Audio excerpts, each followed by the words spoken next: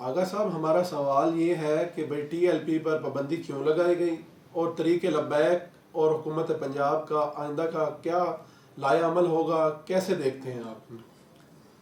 جی یقیناً ایک بہت ہی چند دنوں میں ہم نے دیکھا کہ پاکستان کے اندر اور بالخصوص پنجاب کے اندر ٹی ٹی پی نے ایک ماہ کے اندر جو ہوا ہے، ایک طرف سے اگر دیکھا جائے تو یہ قابل مذمت ہے جو حکومت کی طرف سے اقدام اٹھائے گئے اس جماعت کے خلاف جی. لیکن پہلے ہم نا اس کو تھوڑا سا ڈسکس کرتے ہیں کہ ان پہ پابندی کیوں لگی ہے.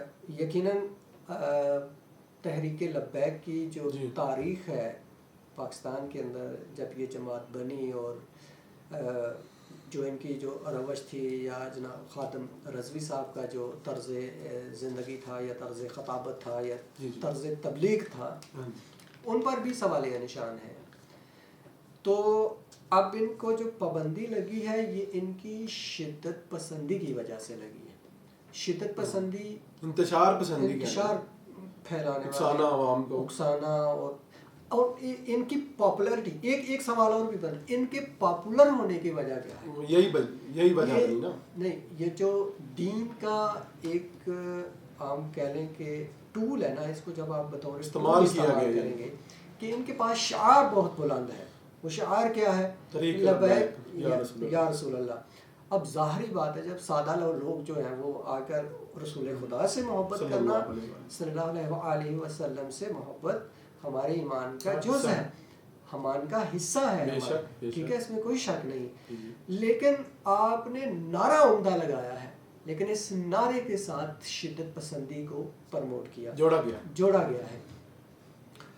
آپ پر پابندی لگنے کی سب سے بڑی وجہ، اگر میرے خیال سے میں آپ کو ایک واقعہ پیش کروں، اور یقیناً جب یہ معاملہ ہوا تب نہ جن کے ساتھ ہوا انہوں نے، لیکن میں اس کا شاہد ہوں، آنکھوں دیکھا میں شاہد ہوں، لیکن جن کے ساتھ جو معاملہ تحریک لبیک نے کیا انہوں نے اس کے مد مقابل نہ تو کوئی ریزسٹنس دکھائی اس وقت میں، لیکن بعد میں بھی میرے خیال سے کوئی عمل انجام نہیں دیا ان کے خلاف. اور یہاں پہ میں بات کر رہا ہوں ان کی اجازت کے بغیر کر رہا ہوں. اب نہیں معلوم کہ شاید ان کے کوئی تحفظات ہوں، اگر ہوں تو اس کے لیے میں معذرت. لیکن چونکہ میں شاہد ہوں اس بات کا کہ 14 اگست کو، یہ پاکستان کے جو 14 اگست گزری ہے، اس میں 2025 والی، جو 2025 والی، اس میں مار روڈ کے اوپر اسمبلی ہال کے سامنے تقریباً 1000 کے قریب نوجوان جو اسکاؤٹ ہے پاکستان کے اندر، جو ہے وہ اسکاؤٹ کو قانونی حیثیت حاصل ہے کہ وہ جو رضاکارانہ طور پہ جو وہ کام کرتے ہیں لوگ مختلف جگہوں پہ جا کر، وہ اسکاؤٹ وہاں پہ پریڈ کر رہا تھا اسمبلی ہال کے سامنے. تحریک بیداری والے بھی تھے، وہ المصطفیٰ اسکاؤٹس والے بھی تھے، اور ایسا نہیں تھا کہ وہ مطلب اپنی مرضیات کے تحت جو ہوتا ہے ہلڑ بازی کرنے کے لیے آئے تھے. وہ باقاعدہ پاکستان کے ساتھ اظہار عقیدت کر رہے تھے، اور بالخصوص جو بنیاد المرصوص جو معرکہ انجام دیا حال ہی میں پاکستان نے بھارت کے خلاف، اس کو خراج تحسین پیش کرنے کے لیے وہ باہر نکلے تھے.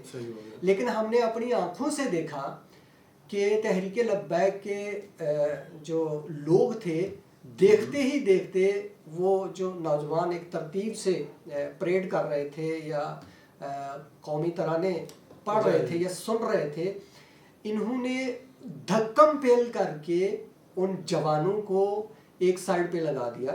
لیکن خوشائن بات جو ہم نے وہاں پہ مشاہدہ کی وہ یہ تھی کہ جو تحریک بیداری والے یا جو مصطفیٰ اسکاؤٹس کے جو نوجوان تھے، ان کے ساتھ جو قیادت تھی نا، انہوں نے بڑا بصیرتی کا مظاہرہ جو ہے وہ وہاں پہ کیا. وہ یہ تھا کہ انہوں نے کسی قسم کی کوئی رجسٹنس ان کے خلاف نہیں کی، لیکن قریب تھا کہ اگر ذرا سی بھی کسی جو دوسرے فریق تھے جن کو انہوں نے ڈسٹرب کیا ہو جاتا، وہ آپس میں گتھم گتھا بھی ہو جاتے اور یہ معاملہ دور تک جا سکتا تھا. بات کو کرنے کا مقصد صرف یہ ہے کہ جب آپ اپنی شدت پسندی اپنے اندر اتنی رکھیں گے، متشدد رویے اپنائیں گے، لوگوں کو متنفر کریں گے، اور حکومت تو آپ کے رویوں سے پہلے آگاہ تھی انہوں نے آپ کی شدت پسندی کو دیکھا ہوا تھا. جب آپ پہلے نکلے کتنے لوگ زخمی ہوئے, کتنی گاڑیاں جلی, دروگے والا, مرید کے, کہاں پاکستان کے جتنے لاہور کے پوائنٹ تھے. یہ آپ کی شدت پسندی کی وجہ سے آپ کے ساتھ حکومت کو یہ سلوک کرنا پڑا. لیکن حکومت کا رویہ ان کے ساتھ انتہائی غیر جانبدارانہ اور غیر منصفانہ تھا. ہم اس کو بھی کنڈیم کرتے ہیں. انسانی جانوں کا ضیاع اور ان کے اوپر ظلم و بربریت کرنا, یہ بھی کسی قانون یا کسی بھی اسلامی ریاست کے شان نہیں کہ وہ لوگوں کو ان کے جائز حق کے لیے اگر وہ نکلے تو وہ ان کے اوپر تشدد کریں. یہ پالیسی حکومت کو بدلنی ہوگی. جی بہت شکریہ آغا صاحب, آپ نے ہمارے سوالات کے جوابات دیے. انشاءاللہ آئندہ بھی ہم جو ہے نا اچھے سوالات لے کر حاضر ہوں گے. جی بہت شکریہ آغا صاحب, آپ نے اپنا قیمتی ٹائم دیا. انشاءاللہ ہم دوبارہ سوالات لے کے ایک نئے ٹاپک کے ساتھ حاضر ہوں گے. اللہ حافظ.